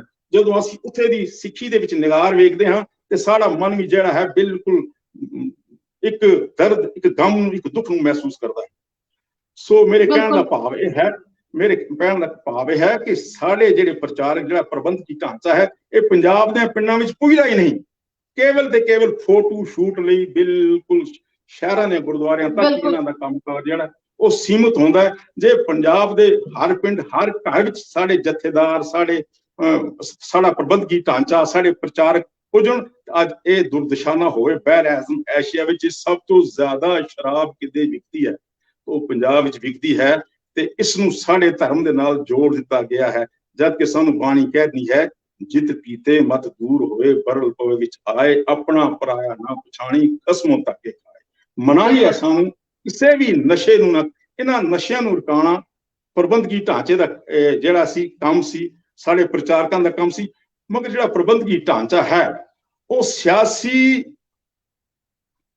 ਪੱਧਰ ਪਾਉਣੇ ਦਾ ਬਿਲਕੁਲ ਜਿਵੇਂ ਤੁਸੀਂ ਕਿਹਾ ਕਿ ਜਿਹੜਾ ਪ੍ਰਬੰਧਕੀ ਢਾਂਚਾ ਉਹ ਕਿਤੇ ਨਾ ਕਿਤੇ ਸਿਆਸਤ ਦੇ ਨਾਲ ਜੁੜ ਰਿਹਾ।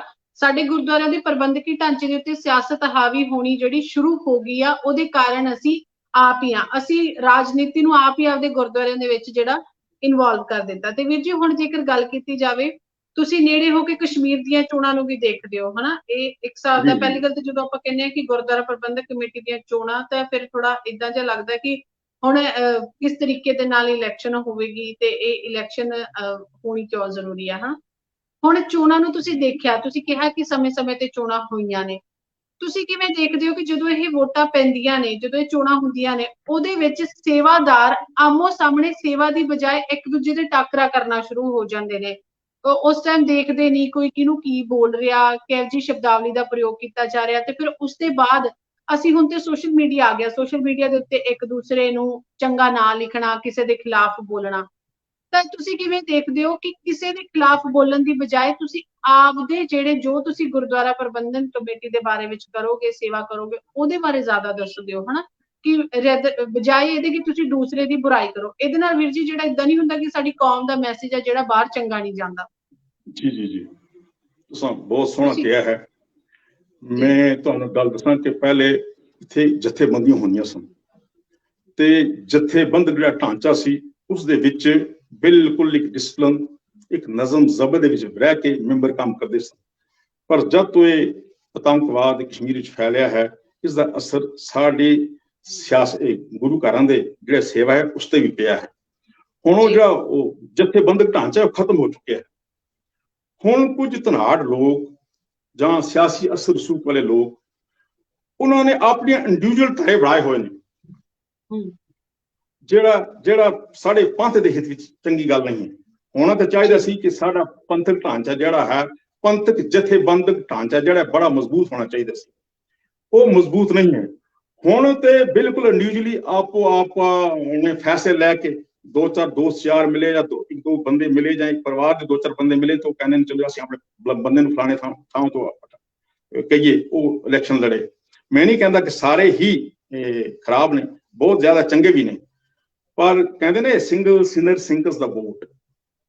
ਤੋ ਐਸੇ ਵੀ ਲੋਕ ਹਨ ਜਿਹੜੇ ਸਿੱਖੀ ਦੀ ਮਰਿਆਦਾ ਪੱਖੋਂ ਜਿਨ੍ਹਾਂ ਦਾ ਜੀਵਨ ਬੜਾ ਢਿੱਲਾ ਹੈ, ਤੇ ਉਹ ਹੀ ਕਹਿੰਦੇ ਨੇ ਕਿ ਅਸੀਂ ਗੁਰੂ ਘਰਾਂ ਤੇ ਕਿਸੇ ਨਾ ਕਿਸੇ ਢੰਗ ਵਿੱਚ ਅਸੀਂ ਪ੍ਰਧਾਨ ਸਕੱਤਰ ਬਣ ਕੇ ਕਾਬਜ਼ ਹੋ ਜਾਈਏ ਤੇ ਸਿਆਸੀ ਫਾਇਦਿਆਂ ਦੇ ਲਈ ਧਰਮ ਨੂੰ ਪੋੜੀ ਬਣਾ ਕੇ ਇਸਤੇਮਾਲ ਕਰੀਏ। ਇਹੋ ਜਿਹਾ ਮਨੋਰਥ, ਇਹੋ ਜਿਹਾ ਮੁੱਦਾ ਸਾਡਾ ਨਹੀਂ ਹੋਣਾ ਚਾਹੀਦਾ। ਸਾਡਾ ਮੁੱਦਾ ਹੋਣਾ ਚਾਹੀਦਾ ਕਿ ਗੁਰੂ ਘਰ ਜਿਹੜੇ ਨੇ ਇਹ ਨਾਮ ਬਾਣੀ ਦੇ ਸੋਮੇ ਨੇ, ਇਹਨਾਂ ਨੇ ਸਿੱਖੀ ਦਾ ਪ੍ਰਚਾਰ ਕਰਨਾ ਹੈ, ਇਹਨਾਂ ਨੇ ਸਿੱਖੀ ਦੀ ਖੁਸ਼ਬੂ ਨੂੰ ਬਖੇਰਨਾ ਹੈ। ਜੇ ਗੁਰੂ ਘਰ ਵਿੱਚ ਜਾ ਕੇ ਮਨ ਸ਼ਾਂਤ ਨਹੀਂ ਹੁੰਦਾ, ਮਨ ਨੂੰ ਉਹ ਸ਼ਾਂਤੀ ਨਹੀਂ ਮਿਲਦੀ, ਉੱਥੇ ਅਸੀਂ ਵੇਖਦੇ ਹਾਂ ਕਿ ਸਰਕਾਰੀ ਨਾਟਕ ਚਾਟਕ ਜਾਂ ਸਿਆਸੀ ਨਾਟਕ ਚਾਟਕ ਕੀਤੇ ਜਾਣੇ ਨੇ। ਅੱਜ ਕੱਲ੍ਹ ਸਰੋਪੇ ਦੇਣ ਦਾ, ਸਰੋਪੇ ਲੈਣ ਦਾ, ਮੰਤਰੀਆਂ ਨੂੰ ਬੁਲਾਉਣ ਦਾ, ਕਿਸੇ ਵੱਡੇ ਕਰਮਚਾਰੀ ਨੂੰ ਬੁਲਾ ਕੇ ਲਿਆਈਏ ਗੁਰੂ ਘਰ। ਬਾਕੀ ਜਦੋਂ ਈਦ ਹੁੰਦੀ ਹੈ ਉਹ ਕਿਸੇ ਵੱਡੇ ਕਰਮਚਾਰੀ ਮਿਨਿਸਟਰ ਨੂੰ ਨਹੀਂ ਬੁਲਾਉਂਦੇ, ਮੰਦਿਰ ਵਿੱਚ ਕੋਈ ਵੱਡਾ ਪ੍ਰੋਗਰਾਮ ਹੁੰਦਾ ਕਿਸੇ ਮੰਤਰੀ ਸੰਤਰੀ ਨੂੰ ਨਹੀਂ ਬੁਲਾਉਂਦੇ।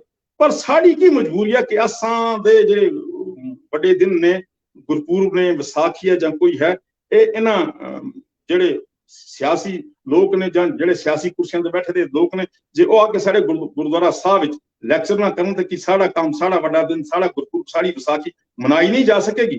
ਮਨਾਈ ਜਾ ਸਕੇਗੀ। ਅਲਬੱਤਾ ਅਸਾਂ ਨੇ ਗੁਰੂ ਘਰ ਦੇ ਮਾਹੌਲ ਨੂੰ ਸਿਆਸੀ ਪੋਲੂਸ਼ਨ ਵਿੱਚ ਪੋਲੂਟ ਕਰ ਦਿੱਤਾ ਹੈ। ਇਸ ਤੋਂ ਗਰੇਜ਼ ਕਰਨ ਦੀ ਜ਼ਰੂਰਤ ਹੈ, ਕਿਉਂਕਿ ਅਸਾਂ ਨੇ ਸਿੱਖ ਧਰਮ ਦੀ ਉਸ ਵਿਲੱਖਣਤਾ ਨੂੰ, ਸਿੱਖ ਧਰਮ ਦਾ ਜਿਹੜਾ ਨਿਰਮਲ ਨਿਆਰਾਪਨ ਹੈ, ਉਸ ਨੂੰ ਕਾਇਮ ਦਾਇਮ ਰੱਖਣਾ ਹੈ। ਸਾਡੇ ਤੋਂ ਦੂਸਰੇ ਪੰਥ, ਦੂਸਰੇ ਧਰਮ ਜਿਹੜੇ ਨੇ ਉਹ ਸੇਧਾਂ ਲੈਣ ਦੀ ਕੋਸ਼ਿਸ਼ ਕਰਦੇ ਨੇ, ਪਰ ਜਦੋਂ ਅਸੀਂ ਵੇਖਦੇ ਹਾਂ ਕਿ ਹੁਣ ਖੈਰ ਇਲੈਕਸ਼ਨ ਤਾਂ ਹੈ, ਇਸ ਵਿੱਚ ਅਸਾਂ ਸੇਵਾਦਾਰ ਚੁਣਨੇ ਨੇ। ਸੇਵਾਦਾਰ ਕੀ ਪੈਸੇ ਦੇ ਕੇ ਚੁਣਨੇ ਨੇ, ਸੇਵਾਦਾਰ ਕੀ ਨਸ਼ੇ ਬਣ ਕੇ ਚੁਣਨੇ ਨੇ, ਸੇਵਾਦਾਰ ਕੀ ਮਸਲ ਪਾਵਰ ਇਸਤੇਮਾਲ ਕਰਕੇ ਚੁਣਨੇ ਨੇ। ਸੇਵਾਦਾਰ ਤੇ ਸਾਨੂੰ ਬਿਲਕੁਲ ਵੇਖਣਾ ਹੈ ਜਿਹੜਾ ਸੇਵਾ ਦਾ ਭਾਵ ਰੱਖਦਾ ਹੈ ਮਨ ਵਿੱਚ, ਮਹੱਲੇ ਦੇ ਵਿੱਚ ਹੋਵੇ ਜਾਂ ਪਿੰਡ ਦੇ ਵਿੱਚ ਹੋਵੇ। ਇਹ ਮੈਡਮ ਜੀ ਜਦੋਂ ਖੁੱਲ ਕੇ ਗੱਲ ਕਰਾਂ ਤੇ ਮੈਨੂੰ ਤੇ ਲੱਗਦਾ ਹੈ ਕਿ ਜਿਹੜਾ ਪੰਥ ਦਾ ਜਿਹੜਾ ਸ਼ਿਰਾਜ਼ਾ ਹੈ, ਕਹਿੰਦੇ ਨੇ ਸ਼ਾਇਰ ਨੇ ਬੜਾ ਸੋਹਣਾ ਕਿਹਾ ਹੈ, ਇੱਕ ਚਾਕ ਹੋਤਾ ਤੁਸੀਂ लेते हमदम हम गिरेबां अपना मगर जालिम ने फाड़ा है से ਤਾਰ ਤਾਰ ਕਰਕੇ। ਸਰਕਾਰਾਂ ਵੀ ਸਮਝ ਗਈਆਂ ਨੇ ਕਿ ਸਿੱਖ ਬਿਲਕੁਲ ਚੋਣਾਂ ਲੜਦੇ ਨੇ, ਆਪਸ ਵਿੱਚ ਲੜਦੇ ਝਗੜਦੇ ਨੇ, ਇਹਨਾਂ ਨੇ ਮੁਕੱਦਮੇ ਵਗੈਰਾ ਚੱਲਦੇ ਨੇ, ਇਹਨਾਂ ਨੂੰ ਇਸੇ ਪਾਸੇ ਲਗਾ ਕੇ ਰੱਖੋ। ਬਾਕੀ ਹੋਰ ਕੋਈ ਸਾਡਾ ਕੰਮ ਜਿਹੜਾ ਹੈ, ਜਿਹੜਾ ਬਿਲਕੁਲ ਪੰਥ ਦੇ ਹਿੱਤ ਵਿੱਚ ਕੰਮ ਹੋਵੇ, ਉਹ ਸਾਡੇ ਦੇ ਕੰਮ ਨੇ, ਉਹ ਰਹਿ ਜਾਣੇ ਨੇ। ਸਰਕਾਰਾਂ ਵੀ ਸਾਨੂੰ ਫਿਰ ਕੱਟਪੀਆਂ ਬਣਾ ਕੇ, ਕੁਪੱਟ ਬਣਾ ਕੇ ਇਸਤੇਮਾਲ ਕਰੀਏ, ਕਿਉਂਕਿ ਲੀਡਰ, ਰਹਿਬਰ, ਮੈਂਬਰ ਉਹ ਹੋਵੇ ਜਦੋਂ ਕਿਸੇ ਸੜਕ ਤੇ ਤੁਰੇ, ਕਿਸੇ ਰਾਹ ਤੇ ਤੁਰੇ, ਉਹ ਮੇਰਾ ਰਾਹ ਦਸੇਰਾ ਹੋਵੇ, ਉਹ ਮੇਰਾ ਪ੍ਰੇਰਣਾ ਸਰੋਤ ਹੋਵੇ, ਉਹ ਮੇਰਾ ਰੋਡ ਮਾਡਲ ਹੋਵੇ। ਜਦੋਂ ਕਦੇ ਚਲੇ ਮੈਂ ਫਕਰ ਨਾਲ ਆਖਾਂ, ਰਸ਼ਕ ਦੇ ਨਾਲ ਆਖਾਂ, ਉਹ ਮੇਰਾ ਗੁਰੂ ਘਰ ਦਾ ਸੇਵਾਦਾਰ ਚੱਲ ਰਿਹਾ, ਪ੍ਰਚਾਰਕ ਚੱਲ ਰਿਹਾ, ਪ੍ਰਬੰਧਕ ਚੱਲ ਰਿਹਾ ਹੈ, ਤੇ ਮਾਣ ਮਹਿਸੂਸ ਕਰਾਂ ਉਸਦੇ ਕਿਰਦਾਰ ਦੇ ਵਿੱਚੋਂ। ਮੈਨੂੰ ਖੁਸ਼ਬੂ ਆਣੀ ਚਾਹੀਦੀ, ਬਦਬੂ ਨਹੀਂ ਆਣੀ ਚਾਹੀਦੀ। ਉਸ ਖੁਸ਼ਬੂ ਦਾ ਜਿਹੜਾ ਅਸਰ ਹੈ ਉਹ ਸਾਰੀ ਸਿੱਖਾਂ ਦੀ ਜਿਹੜੀ ਕਿਆਰੀ ਹੈ ਇਹਨੂੰ ਪਰਫੁੱਲਤ ਕਰੇ, ਇਹਨੂੰ ਪਰਫੁੱਲਤ ਕਰੇ, ਨਾ ਕਿ ਜਿਹੜੇ ਬੂਟੇ ਆਲਰੇਡੀ ਸਿੰਘਾਂ ਦੀਆਂ ਸ਼ਹਾਦਤਾਂ ਦੇ ਕਾਰਨ ਜਾਂ ਸਿੰਘਾਂ ਦੀ ਮਿਹਨਤ ਦੇ ਕਾਰਨ, ਸੇਵਾ ਦੇ ਕਾਰਨ ਲੱਗੇ ਨੇ, ਉਹਨਾਂ ਬੂਟਿਆਂ ਨੂੰ ਦੀਆਂ ਛਾਂਗਾਂ ਨੂੰ ਅਸੀਂ ਛਾਂਗ ਦੇ ਰਹੀਏ। ਸਿੱਖ ਧਰਮ ਦੀ ਜਿਹੜਾ ਬਾਕੀ ਜਿਹੜਾ ਇਹਦੇ ਸ਼ਿੰਗਾਰ ਲਈ, ਇਹਦੇ ਨਿਖਾਰ ਲਈ ਕੁਝ ਕਰ ਨਾ ਸਕੇ, ਕਿਉਂਕਿ ਜਿਸ ਢੰਗ ਨਾਲ ਸਾਡੇ ਵਿਦਿਆਲੇ ਚੱਲਣੇ ਚਾਹੀਦੇ ਨਹੀਂ ਚੱਲਦੇ। ਜਿਸ ਗੁਰੂ ਘਰ ਸਾਡਾ ਉਹ ਹੋਣਾ ਚਾਹੀਦਾ ਜਿਸ ਦੇ ਵਿੱਚੋਂ ਸਾਡੇ ਪੰਥ ਨੂੰ ਹਰ ਕਿਸਮ ਦੀ ਰਹਿਬਰੀ ਮਿਲਣੀ ਚਾਹੀਦੀ। ਗੁਰੂ ਘਰ ਸਾਡਾ ਇਨਫੋਰਮੇਸ਼ਨ ਸੈਂਟਰ ਵੀ ਹੋਣਾ ਚਾਹੀਦਾ, ਗੁਰੂ ਘਰ ਸਾਡਾ ਸਿਹਤ ਸੈਂਟਰ ਵੀ ਹੋਣਾ ਚਾਹੀਦਾ, ਗੁਰੂ ਘਰ ਸਾਡਾ ਇੱਕ ਧੁਰੇ ਨਾਲ ਜੋੜ। ਗੁਰੂ ਘਰ ਦਾ ਮਤਲਬ ਵੀ ਇਹ ਹੈ ਕਿ ਸਿੱਖ ਜਿਹੜੇ ਨੇ ਇੱਕ ਧੁਰੇ ਨਾਲ, ਸਾਡਾ ਧੁਰਾ ਕਾਲ ਤੱਕ, ਅਸੀਂ ਕਾਲ ਤੱਕ ਸਭ ਨਾਲ ਜੁੜ ਕੇ ਰਹੀਏ। ਪਰ ਬਦਕਿਸਮਤੀ ਐਸੀ ਹੈ, ਅਸੀਂ ਹੁਣ ਜ਼ਿਆਦਾ ਮੈਂ ਗੱਲ ਨਹੀਂ ਕਰ ਸਕਦਾ ਕਿ ਛੋਟਾ ਜਿਹਾ ਬਿਲਕੁਲ ਵੀਰ ਜੀ ਬੰਦਾ ਹਾਂ, ਮੈਂ ਜ਼ਿਆਦਾ ਨਿੱਕਾ ਮੂੰਹ ਤੇ ਵੱਡੀ ਗੱਲ ਹੋ ਜਾਏਗੀ। ਮੈਂ ਕਿਸੇ ਦੀ ਨਿੰਦਿਆ ਨਹੀਂ ਕਰਦਾ, ਨਾ ਹੀ ਨਿੰਦਿਆ ਦਾ ਪਾਤਰ ਬਣ ਰਿਹਾ, ਪਰ ਕਦੇ ਕਦੇ ਮਨ ਬੜਾ ਦੁਖੀ ਹੁੰਦਾ ਹੈ।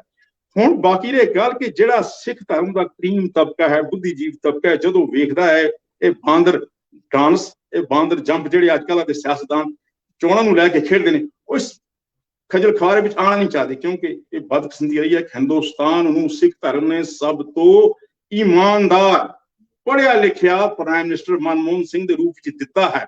ਕਿਸ ਪਾਰਟੀ ਨੂੰ ਬਿਲੋਂਗ ਕਰਦਾ ਸੀ, ਮੈਨੂੰ ਉਹਦੇ ਨਾਲ ਕੁਝ ਨਹੀਂ ਹੈ, ਪਰ ਸੀ ਤੇ ਉਹ ਸਿੱਖੀ, ਪਰ ਉਹ ਕਦੇ ਚੋਣ ਨਹੀਂ ਜਿੱਤ ਸਕਿਆ। ਉਹ ਰਾਜ ਸਭਾ ਦਾ ਮੈਂਬਰ ਬਣ ਕੇ ਆਏ, ਉਹ ਬਦਕਿਸਮਤੀ ਚੋਣ, ਕਿਉਂਕਿ ਚੰਗਾ ਬੰਦਾ ਜਿਹੜਾ ਹੈ ਚੋਣ ਨਹੀਂ ਜਿੱਤ ਸਕਦਾ, ਕਿਉਂਕਿ ਅੱਜ ਕੱਲ੍ਹ ਮਸਲ ਪਾਵਰ ਆ ਗਿਆ ਗੁਰਦੁਆਰੇ ਦੀ ਚੋਣਾਂ ਵਿੱਚ, ਨਸ਼ਿਆਂ ਦੀ ਵਰਤੋਂ ਆ ਗਈ ਹੈ, ਪੈਸਿਆਂ ਦੀ ਵਰਤੋਂ ਆ ਗਈ ਹੈ, ਰਿਸ਼ਤੇਦਾਰੀ ਆ ਗਈ ਹੈ।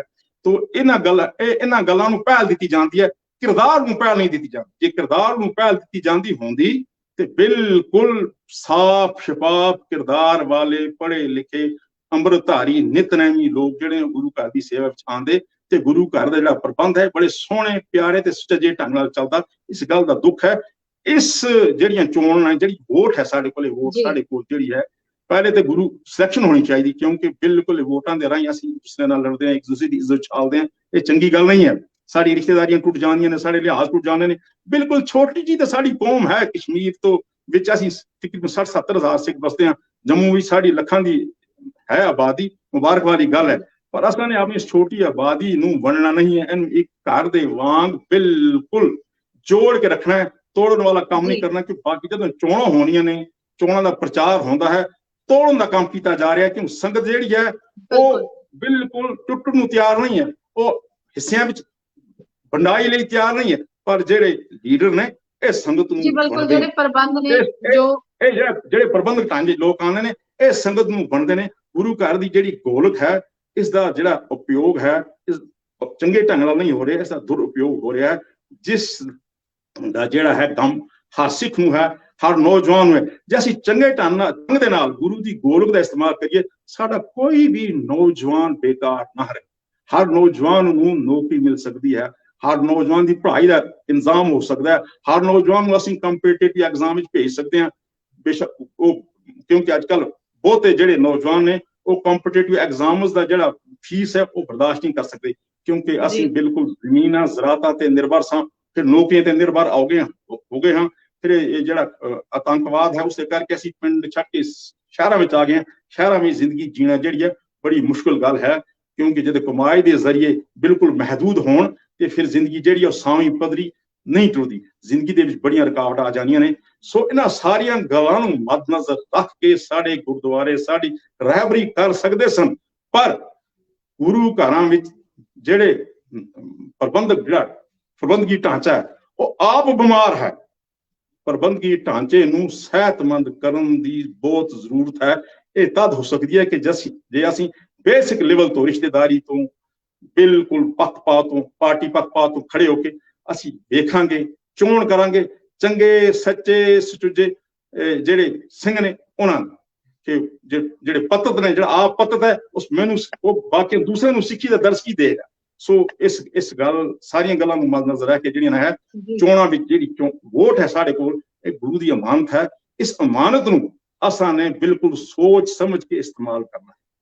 ਜੀ ਬਿਲਕੁਲ ਵੀਰ ਜੀ, ਬਹੁਤ ਵਧੀਆ ਤੁਸੀਂ ਇੱਕ ਤੇ ਸਾਰੀ ਜਾਣਕਾਰੀ ਸਾਂਝੀ ਕੀਤੀ ਹੈ, ਦੂਸਰਾ ਤੁਸੀਂ ਕੌਮ ਦੇ ਨਾਮ ਬਹੁਤ ਸੋਹਣਾ ਸੁਨੇਹਾ ਵੀ ਦਿੱਤਾ ਹੈ ਕਿ ਜੇਕਰ ਤੁਸੀਂ ਹੁਣ ਚੋਣ ਕਰਨ ਦਾ ਸਾਨੂੰ ਮੌਕਾ ਮਿਲਿਆ ਤੇ ਸੁਚੱਜੇ ਢੰਗ ਦੇ ਨਾਲ ਚੋਣ ਕਰਨੀ ਹੈ, ਸੋਚ ਸਮਝ ਕੇ ਆਪਣੀ ਜਿਹੜਾ ਵੋਟ ਦਾ ਇਸਤੇਮਾਲ ਕਰਨਾ। ਜੀ ਮੈਡਮ ਜੀ, ਪਹਿਲੇ ਤਾਂ ਕੋਸ਼ਿਸ਼ ਹੋਣੀ ਚਾਹੀਦੀ ਕਿ ਅਸੀਂ ਬਿਲਕੁਲ ਮਹੱਲਾ ਪਿੰਡ ਬਰਾਦਰੀ ਬੈਠ ਕੇ ਵੇਖੀਏ ਕਿ ਕਿਹੜਾ ਬੰਦਾ ਯੋਗ ਹੈ। ਇਹਨਾਂ ਵਿੱਚ ਉਹ ਅਮੀਰ ਹੈ, ਉਹ ਗਰੀਬ ਹੈ, ਉਹ ਕਿਹੜੀ ਜ਼ਾਤ ਹੈ, ਨਹੀਂ ਉਹ ਯੋਗ ਸੇਵਾਦਾਰ ਹੈ ਤੇ ਉਹਦੀ ਚੋਣ ਕਰੀਏ। ਬਿਲਕੁਲ ਵੀਰ ਜੀ, ਕਿਉਂਕਿ ਦੇਖੋ ਜੇਕਰ ਸਾਨੂੰ ਇਲੈਕਸ਼ਨ ਦਾ ਮੌਕਾ ਮਿਲਿਆ, ਜੇ ਸਾਨੂੰ ਹੁਣ ਇਹ ਹੋਇਆ ਕਿ ਇਲੈਕਸ਼ਨ ਹੀ ਹੋਵੇਗੀ ਤਾਂ ਕਿਉਂ ਨਾ ਇਲੈਕਸ਼ਨ ਨੂੰ ਵੀ ਸਿਲੈਕਸ਼ਨ ਦੀ ਤਰ੍ਹਾਂ ਹੀ ਲਈਏ, ਕਿਉਂਕਿ ਚੋਣ ਤਾਂ ਅਸੀਂ ਕਰਦੇ ਹਾਂ ਨਾ, ਸਾਡੇ ਹੱਥਾਂ ਦੇ ਵਿੱਚ ਹੈ। ਸਾਡੇ ਹੱਥਾਂ ਦੇ ਵਿੱਚ ਹੈ। ਅਸੀਂ ਸਿਲੈਕਟ ਕਰ ਜਿਹੜੇ ਮਹੱਲੇ ਦੀਆਂ ਕਮੇਟੀਆਂ ਨੇ ਉਹਨਾਂ ਫਰਜ਼ ਬਣਦਾ ਹੈ ਕਿ ਆਪਣੀ ਬਰਾਦਰੀ ਮਹੱਲਿਆਂ ਗੁਰਦੁਆਰਿਆਂ ਵਿੱਚ ਇਕੱਠੀ ਕਰਕੇ ਸਾਂਝਾ ਸੁਝਾਅ ਕਰਕੇ ਬਿਲਕੁਲ ਸਾਂਝਾ ਉਮੀਦਵਾਰ ਜਿਹੜਾ ਹੈ ਉਹਨੂੰ ਭੇਜਣ, ਜਿਹੜਾ ਚੜ੍ਹਦੀ ਕਲਾ ਵਾਲਾ ਹੋਵੇ, ਜਿਹੜਾ ਪੰਥ ਨੂੰ ਕੁਝ ਦੇ ਸਕੇ, ਜਿਹੜਾ ਪੰਥ ਦੀ ਕੋਈ ਸੇਵਾ ਕਰ ਸਕੇ, ਜਿਹੜਾ ਪੰਥ ਨੂੰ ਦਾਗਦਾਰ ਬਣਾਏ। ਕਿਉਂਕਿ ਕਦੇ ਕਦੇ ਸਾਨੂੰ ਅਣਮਤੀਏ ਲੋਕ ਜਿਹੜੇ ਨੇ ਉਹ ਤਾਣਾ ਮਾਰਦੇ ਨੇ, ਉਹ ਕਹਿੰਦੇ ਨੇ ਤੁਹਾਡਾ ਪ੍ਰਧਾਨ ਕਿਹੋ ਜਿਹਾ ਹੈ, ਤੁਹਾਡਾ ਸਕੱਤਰ ਕਿਹੋ ਜਿਹਾ ਹੈ। ਕਿਉਂਕਿ ਅਕਸਰ ਫਿਰ ਸਰਕਾਰਾਂ ਜਿਹੜੀਆਂ ਨੇ ਉਹ ਬੁੱਧੀਜੀਵੀਆਂ ਨੂੰ ਜੋ ਉਹਨਾਂ ਨੂੰ ਨਹੀਂ ਸਦੀਆਂ, ਜਦੋਂ ਕੋਈ ਪ੍ਰੋਗਰਾਮ ਵਗੈਰਾ ਹੁੰਦਾ ਜਾਂ ਕਿਤੇ ਬੋਲਣਾ ਹੁੰਦਾ ਜਾਂ ਕਿਤੇ ਥਾਂ ਜਾ ਕੇ ਅਸਾਂ ਆਪਣੇ ਸਿੱਖ ਧਰਮ ਦੀ ਵਿਚਾਰਧਾਰਾ ਨੂੰ ਰੱਖਣਾ ਹੁੰਦਾ, ਉਹ ਇਹਨਾਂ ਪ੍ਰਧਾਨ ਸਾਹਿਬਾਂ ਨੂੰ ਜਾਂ ਸਕੱਤਰਾਂ ਨੂੰ ਜਿਹੜਾ ਉਹ ਲੈ ਜਾਂਦੇ ਨੇ, ਆਓ ਜੀ ਤੁਸੀਂ ਦੱਸੋ ਜੀ। ਫਿਰ ਇਹਨਾਂ ਨੂੰ ਉਸ ਢੰਗ ਦੇ ਨਾਲ ਜਾ ਕੇ ਆਪਣੀ ਗੱਲ ਰੱਖਣੀ ਨਹੀਂ ਆਉਂਦੀ ਤੇ ਉੱਥੇ ਜਿਹੜੀ ਹੈ ਸਮੁੱਚੇ ਕੌਮ ਦਾ ਜਿਹੜਾ ਨਾ ਸਮੁੱਚੇ ਕੌਮ ਦੀ ਬੇਇੱਜ਼ਤੀ ਹੁੰਦੀ ਹੈ। ਤਾਂ ਕਿਉਂਕਿ ਪ੍ਰਧਾਨ ਸਕੱਤਰ ਪਹਿਲੇ ਇਹ ਨਹੀਂ ਹੋਣੇ ਚਾਹੀਦੇ, ਸੇਵਾਦਾਰ ਹੀ ਨੇ ਸਾਰੇ। ਤੇ ਮੇਰੇ ਕਹਿਣ ਦਾ ਮਤਲਬ ਹੈ ਕਿ ਇਹੋ ਜਿਹੇ ਹੋਣੇ ਚਾਹੀਦੇ ਨੇ, ਕਿਉਂਕਿ ਜਿਹੜਾ ਸਾਰਾ ਪ੍ਰਬੰਧਕੀ ਢਾਂਚਾ ਹੈ ਕਿਸੇ ਕੌਮ ਦਾ ਮੂੰਹ ਮਹਾਂਦਰਾ ਹੁੰਦਾ ਹੈ। ਇਹਨੂੰ ਵੇਖਦੇ ਨੇ ਲੋਕ ਕਿਹੋ ਜਿਹਾ ਹੈ, ਇਹਦਾ ਉੱਠਣ ਕੈਸਾ ਹੈ, ਬਹਿਣ ਕੈਸਾ ਹੈ, ਇਹ ਨਿੱਜੀ ਜੀਵਨ ਵਿੱਚ ਕੈਸਾ ਹੈ। ਇਹ ਕਿਤੇ ਆਪ ਕਰਪਟ ਅਫਸਰ ਤੇ ਨਹੀਂ ਰਿਹਾ ਜਿਹੜਾ ਜ਼ਿੰਦਗੀ ਭਾਰਤ ਰਿਸ਼ਵਤ ਲੈਂਦਾ ਹੋਇਆ, ਜੋ ਆ ਕੇ ਅੱਜ ਗੁਰਦੁਆਰੇ ਦਾ ਮੈਂਬਰ ਬਣਦਾ ਹੈ, ਜਿਹੜਾ ਸਾਰੀ ਜ਼ਿੰਦਗੀ ਰਿਸ਼ਵਤ ਲੈਂਦਾ ਉਹ ਕੀ ਮੈਂਬਰ ਬਣੇ। ਸੋ ਸਾਰੀਆਂ ਗੱਲਾਂ ਨੂੰ ਮੱਦਨਜ਼ਰ ਰੱਖ ਕੇ ਅਸਾਂ ਨੇ ਬਿਲਕੁਲ ਜਿਨ੍ਹਾਂ ਨੇ ਸਿੱਖੀ ਦੀ ਕਮਾਈ ਕੁਝ ਨਾ ਕੁਝ ਕੀਤੀ ਹੋਏ ਉਹਨਾਂ ਨੂੰ ਸੇਵਾ ਵੀ ਭੇਜਣਾ ਚਾਹੀਦਾ ਹੈ। ਇਹ ਸਾਡਾ ਫਰਜ਼ ਬਣਦਾ, ਔਲੀਨ ਫਰਜ਼ ਬਣਦਾ। ਅਗਰ ਜੀ। ਗਵਰਨਮੈਂਟ ਸਾਨੂੰ ਇਲੈਕਸ਼ਨ ਕਰਾਉਂਦੀ ਆ, ਅਸੀਂ ਇਲੈਕਸ਼ਨ ਕਰੀਏ, ਅਸੀਂ ਸਮੁੱਚੇ ਤੌਰ ਤੇ ਇੱਕ ਉਮੀਦਵਾਰ ਜਿਹੜਾ ਹੈ ਬਿਲਕੁਲ ਫੈਸਲਾ ਇਕੱਠਾ ਕਰਕੇ ਉਹਨੂੰ ਭੇਜ ਸਕਦੇ ਹਾਂ, ਸਾਡੇ ਹੱਥਾਂ ਵਿੱਚ। ਜੀ ਜੀ ਜੀ ਵੀਰ ਜੀ, ਜੀ ਵੀਰ ਜੀ, ਜੀ। ਬਹੁਤ ਹੀ ਤੁਸੀਂ ਵੈਲਿਊਏਬਲ ਜਿਹੜੀ ਜਾਣਕਾਰੀ ਸਾਡੇ ਨਾਲ ਸਾਂਝੀ ਕੀਤੀ ਹੈ। ਇਹੋ ਜਿਹੇ ਵਿਚਾਰ ਹੈ ਜਿਹੜੇ ਸਮੇਂ-ਸਮੇਂ ਤੇ ਕੌਮ ਤੱਕ ਪਹੁੰਚਣੇ ਚਾਹੀਦੇ ਨੇ, ਕਿਉਂਕਿ ਇਸ ਨੂੰ ਹੀ ਆਪਾਂ ਪੰਥ ਦਾ ਦਰਦ ਕਹਿ ਸਕਦੇ ਹਾਂ ਕਿ ਜਿਹੜੇ ਲੋਕ ਏਦਾਂ ਸੂਝ ਰੱਖਦੇ ਨੇ ਤੇ ਦੂਸਰਿਆਂ ਤੱਕ ਆਪਣੇ ਵਿਚਾਰ ਨੇ ਜਿਹੜਾ ਇਸ ਤਰੀਕੇ ਦੇ ਨਾਲ ਪਹੁੰਚਾਉਂਦੇ ਨੇ। ਜਿੱਦਾਂ ਵੀਰ ਜੀ ਹੋਣਾ ਨੇ ਕਿਹਾ ਕਿ ਕੌਮ ਦੇ ਵਿੱਚ ਜੇਕਰ ਹੁਣ ਇਲੈਕਸ਼ਨ ਹੋ ਹੀ ਰਹੀ ਹੈ ਤਾਂ ਆਪਸ ਦੇ ਵਿੱਚ ਮੂੰਹ ਮਿਟਾਵਾ, ਮੂੰਹ ਮਲਾਜ਼ਾ ਬਿਲਕੁਲ ਖਰਾਬ ਨਹੀਂ ਹੋਣਾ ਚਾਹੀਦਾ। ਗੁਰਦੁਆਰਾ ਦੇ ਪ੍ਰਬੰਧਕਾਂ ਦੇ ਲਈ ਸਿਲੈਕਸ਼ਨ ਦੀ ਤਰ੍ਹਾਂ ਹੀ ਤੁਸੀਂ ਹੁਣ ਇਲੈਕਸ਼ਨ ਦੇ ਵਿੱਚ ਹਿੱਸਾ ਲਓ। ਤਾਂ ਬਹੁਤ-ਬਹੁਤ ਧੰਨਵਾਦ ਹੈ ਵੀਰ ਜੀ ਤੁਹਾਡਾ, ਸਾਰੀ ਜਾਣਕਾਰੀ ਸਾਡੇ ਨਾਲ ਸਾਂਝੀ ਕਰਨ ਦੇ ਲਈ। ਬਹੁਤ-ਬਹੁਤ ਧੰਨਵਾਦ ਜੀ। ਆਪ ਜੀ ਦੇ ਗੁਰਬਾਣੀ ਚੈਨਲ ਦਾ ਆਪ ਜੀ ਦਾ ਧੰਨਵਾਦ ਹੈ। ਮੇਰੇ ਕੋਲ ਵੀਰ ਬੱਚੇ ਬੈਠੇ ਨੇ, ਮੇਰੇ ਬੇਟੇ, ਇਹਨਾਂ ਦਾ ਧੰਨਵਾਦ। ਆਪ ਦੀ ਪੂਰੀ ਟੀਮ ਦਾ ਧੰਨਵਾਦ ਕਿ ਆਪ ਵੀ ਪੰਥ ਦਰਦ ਰੱਖ ਕੇ ਹਮੇਸ਼ਾ ਹੀ ਪੰਥ ਲਈ ਬਿਲਕੁਲ ਚੜ੍ਹਦੀ ਕਲਾ ਵਾਲੀ ਜਿਹੜੀਆਂ ਗੱਲਾਂ ਹੋ ਉਹ ਪੰਥ ਤੱਕ ਪਹੁੰਚਾਉਣ ਦੀ ਕੋਸ਼ਿਸ਼ ਕਰਦੇ ਹੋ। ਆਪ ਦਾ ਬਹੁਤ-ਬਹੁਤ ਧੰਨਵਾਦ। ਜੀ ਆਪ ਜੀ ਦਾ ਬਹੁਤ-ਬਹੁਤ ਧੰਨਵਾਦ ਜੀ। ਵਾਹਿਗੁਰੂ ਜੀ ਕਾ ਖਾਲਸਾ, ਵਾਹਿਗੁਰੂ ਜੀ ਕੀ ਫਤਿਹ। ਵਾਹਿਗੁਰੂ ਜੀ ਕੀ ਫਤਿਹ। ਚੰਗਾ ਹੈ।